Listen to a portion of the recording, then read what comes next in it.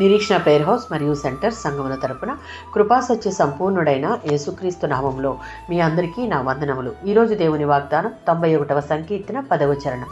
నీకు అపాయమేమీ రాదు. నమ్మకమైన సేవకునికి దేవుని అనుమతి లేకుండా ఏమీ సంభవించదు. అంటే బాధాకరమైన కష్ట సమయాలు అసలు ఎప్పుడూ రావని కాదు. అయితే దేవుని మన ప్రభువుగా మన ఆశ్రయంగా చేసుకున్నంత కాలం మనకు సంభవించే ప్రతిదీ మన మేలుకే జరుగుతుందని అర్థం.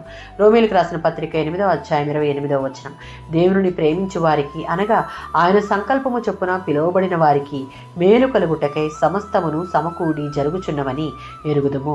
మనం ఈ జీవితంలో శ్రమలు అనుభవించవలసి వచ్చినప్పుడు ఈ వాక్యం దేవుని పిల్లలమైన మనకు ఎంతో ధైర్యాన్ని ఇస్తుంది. సకల శ్రమల నుండి అనగా బాధలు, హింసలు, వేదనల నుండి దేవుడు మనకు మేలు జరిగిస్తాడు. దేవుడు కలుగజేసే మేలు మనలను క్రీస్తుతో ఒకటిగా చేసి అంతంలో మహిమకు నడిపిస్తుంది. ఈ వాగ్దానం క్రీస్తులో విశ్వాసముంచి ఆయనను ప్రేమించిన వారికే పరిమితం.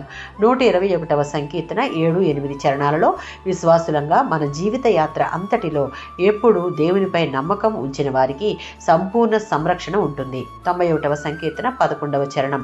దేవుని మన ప్రభువుగా మన ఆశ్రయంగా చేసుకున్నంత కాలం మనలను ఏ అపాయం రాకుండా కాపాడుతాడు. శోధనలు ఎదుర్కొన్న సమయంలో తన బిడ్డలను కాపాడుటకు దేవుడు తన దూతలను నియమిస్తాడు. దేవుని సన్నిధిలో ఎడతెగక జీవించాలని ప్రయత్నించే వారి విషయంలో ఆ దేవదూతలు ప్రత్యేకంగా శ్రద్ధ చూపుతూ ఉంటారు.